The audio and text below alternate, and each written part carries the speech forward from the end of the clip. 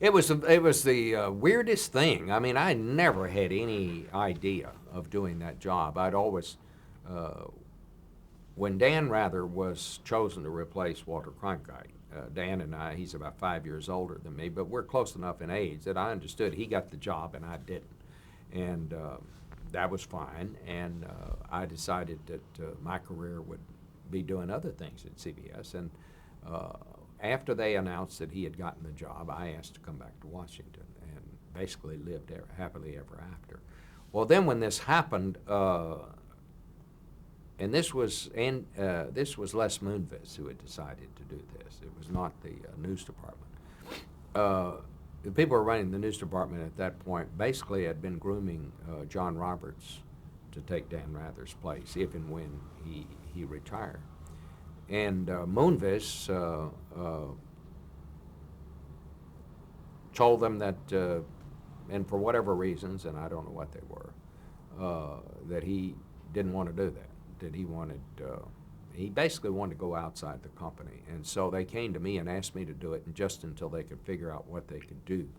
Moonves had decided that he didn't want what he called another voice of God. He wanted a different kind of newscast. And so they asked me to come do it just until they could kind of figure out where they wanted to go and what they wanted to do, which I was honored and very happy to do it. It was really interesting. The Texas Christian University, where I went to school, had decided to name the journalism school for me, and we had the ceremony for that. I think it was on a Tuesday, and then I started doing the evening news on a Thursday, so it was a pretty big week at the Schieffer house. So I flew up with the understanding this would be probably a 5, 6, 7 week assignment, and they were going to kind of give them a chance to regroup and so forth. And so I started to do it, and Jim Murphy, who was the producer there and one of the smartest guys I know, we sat down one day in a restaurant on 57th Street, and kind of on the back of an envelope mapped out sort of how we would do it. And I've always had the theory that I think that the more conversational you can be, that's a good thing in the news. You don't want to get too fancy. You want to just explain a story the way you'd explain it to your mother. And so we came up with this idea of we'd do a lot of Q&A. We wouldn't just have our reporters put on the standard television piece. What we would do is we would have them put on pieces that were shorter, and then I would ask them questions about it. And we did that for two reasons. Number one, we realized we didn't have any star. Our star had just been removed, Dan. And we had a bunch of kids who didn't know very much.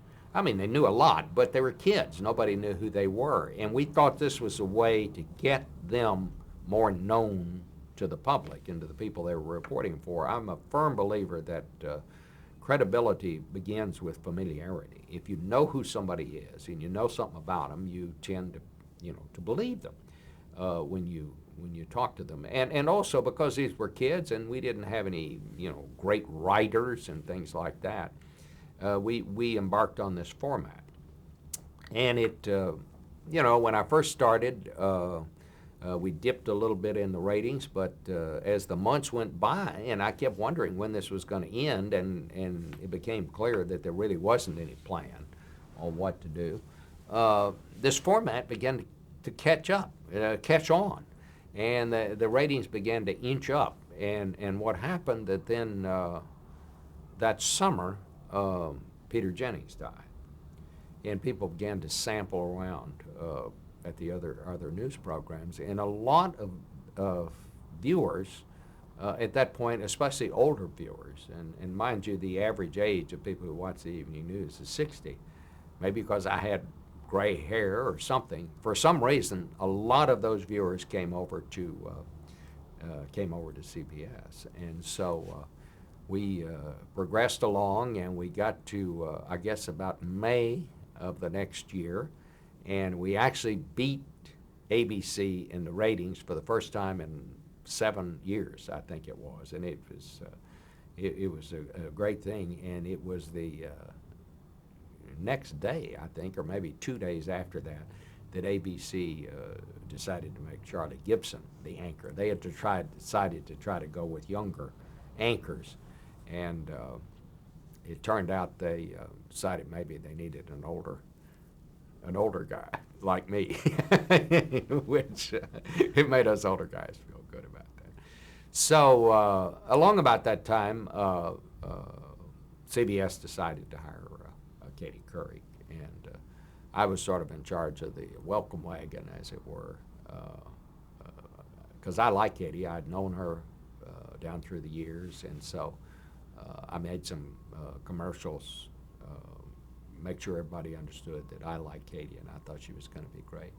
And I'd always thought she was a very nice person, and I had a lot of empathy for her because my mother was widowed with 3 children at the age of 45. She was widowed at the age of 42 with 2 children, and so I had a really good feeling about it.